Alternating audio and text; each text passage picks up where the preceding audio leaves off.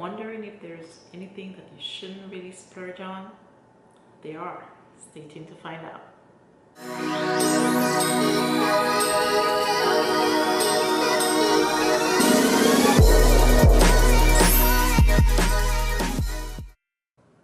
Hey guys, it's Shama from Happy Living Now, where we share how to build a life of maximum happiness and financial freedom by spending less, saving more, living happy, and living rich. So if you're interested in learning some tips and tricks on how to live your best, happy, and rich life, whatever that means for you, you're at the right place. So go ahead and hit that subscribe button below and hit that notification bell as well so you don't miss out on future videos like this.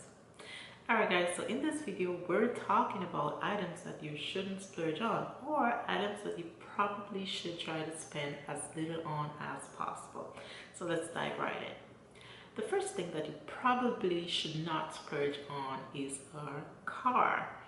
I mean, to each his own. And quite honestly, personally, my car was not really cheap either.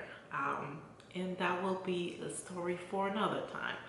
But quite honestly, if you can afford to spend as little as possible for a car that's as dependable and stable as possible, then do so. It really doesn't make any sense to spend a lot on a car. Cars and vehicles in general, they do depreciate in value pretty quickly. The minute you drive them off the lot, if you do buy them brand new, they've already depreciated quite a bit in value. So if you are going to buy a car that's relatively new, I would suggest buying a car that's maybe about a year old, maybe even a few months old, if you could buy it from, you know, someone who's already used it from a previous owner.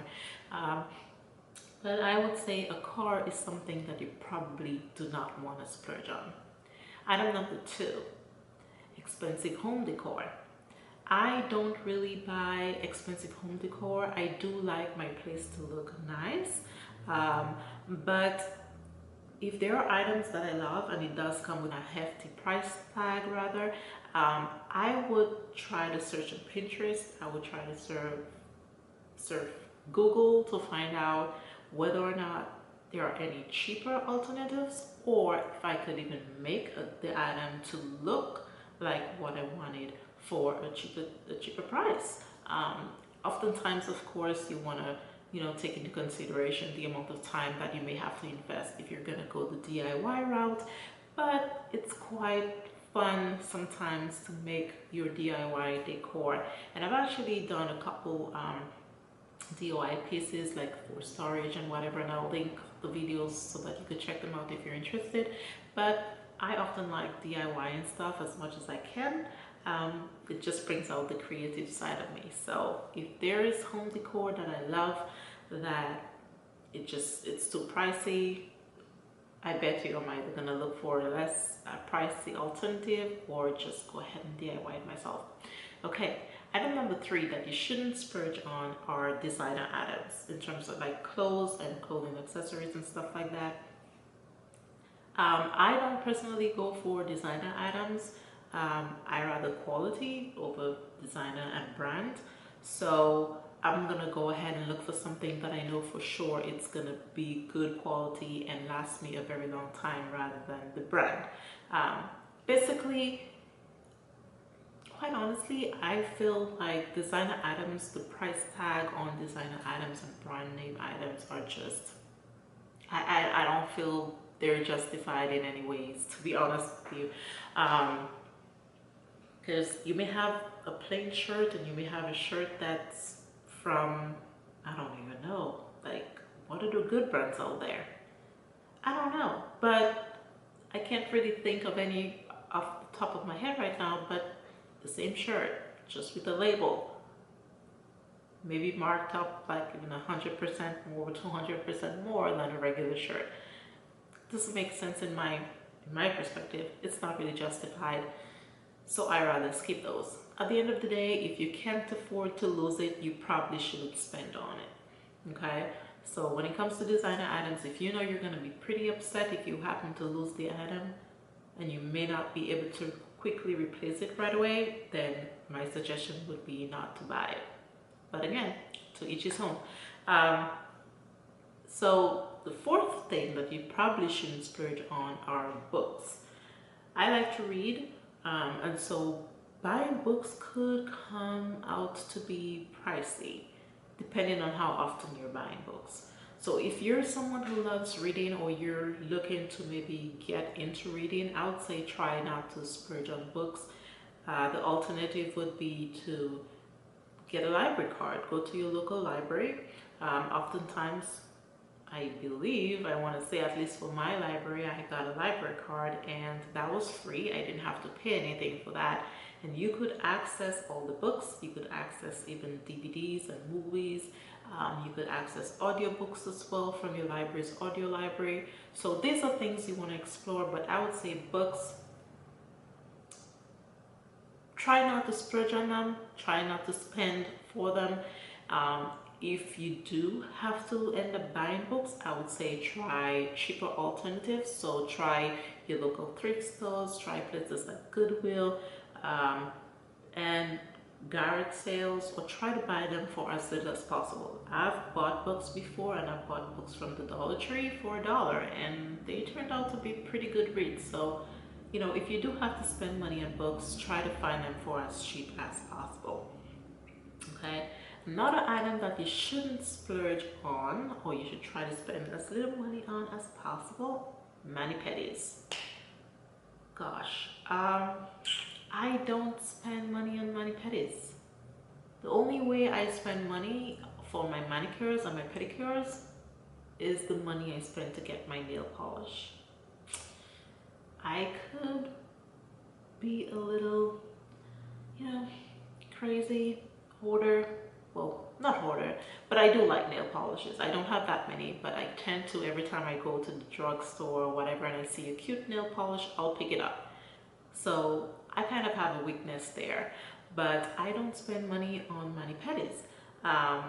They're very expensive, so manicures, especially if you're going to get your just regular nails done, or if you're getting acrylics done, those you have to keep up with every 2 weeks, and you're talking about anywhere from 20 and upwards, you know, if you're doing acrylics or gels or whatever, to maintain those every 2 weeks. And on the flip side of that, not to even talk about, you know, the effects that it may be having on your health.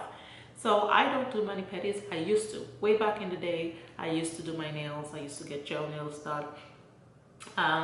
But later on, I found out that, you know, the damage to my nails was just not worth it. So once my nails recovered, I've been doing my nails myself. I do my manis at home, and my nails last for 2 weeks, just as long as if I had gone and paid for it. And my pedicures, I don't get pedicures, I do them at home. So if you're someone who likes doing mani-pedis, try using the time at home to do it yourself if you have time. There's nothing wrong with getting those done occasionally, that's fine, but once you start doing it so frequently, the amount you spend on those rack up so quickly, it's not even funny. Like, it's just so pricey. I mean, I don't get how there are some people that they're fine with going to do their nails every 2 weeks. Like, I don't know. I may not ever get it, and I guess it's probably not for me to get. But if you like getting mani-pedis, try doing it yourself. It's also time that you spend with yourself, treating yourself. You know, doing a little me time, and invest in something like a foot spa. I've invested in one of those, and I do my feet every 2 weeks. When I want to do a pedicure, I just soak my feet in some nice bubbly hot water and get my feet done myself, and I feel just as good as if I had gone and maybe spent $40 to get my toes done. So consider stuff like that. The next item that you shouldn't splurge on are haircuts. Yeah, I mean, if you could afford to cut your hair yourself, whether you're a man or you're a woman, if you need to trim your ends, try to do it yourself, or have a friend learn how to do it. Have a friend trim your ends. Guys, try to do your hair yourself if you can't afford to do so. I know there are some guys that typically like their hair cut maybe in a certain style, you know, with certain cuts and stuff, and so if that's you, then try to maybe do it yourself, or try to have a friend do it for you, that even if you have to pay a friend, it might not be as costly as going to the barbershop. But consider doing your hair yourself. I never really loved going to the hair salon. I've gone before. I've gotten my hair done at the hair salons before, but I just never really liked it. Sometimes I walked out of the hair salons having paid so much money and still not satisfied with the work done. So I've learned to do my own hair. I've done my own hair, and well, right now I have braids, but the braids are over my locks. So I do have locks. They don't really style my hair that much, and I take care of my own hair to the best that I can. So I don't spend money there. So you might want to consider that. The next item that you might want to save on, and I think it's the last item, is cable. I don't have cable.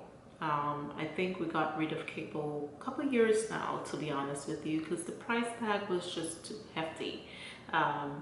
It's quite easy to start off with a promotional package where you might be paying $60, maybe $50 a month, but it goes up every year.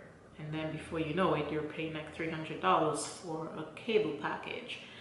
So I don't have cable, but if you're interested, if you're someone who likes cable, you might want to consider looking for cheaper alternatives. So you might want to consider going to networks or companies that do streaming TV, where you can get live TV, but it streams. So consider companies like PlayStation View or Sling TV. I personally have PlayStation View. Not that I'm a big fan of television, but there's sometimes you just like watching some television shows live or whatever. So it's not really pricey. It's probably, depending on the package, it could range anywhere from I believe $40 up to maybe $70 or $60. It depends on what the package is you're getting. I have the lowest one, but you have a couple channels in there that gives you enough of the satisfaction that you're watching live TV, and you have like regular cable just like anybody else, except without the price tag. Consider stuff like Netflix and Hulu, Amazon Prime. If you're not someone that's using cable, those are alternatives. You can still catch up on your shows, your favorite shows that you may like. You can still catch them up on Netflix. You can still catch them up on Hulu.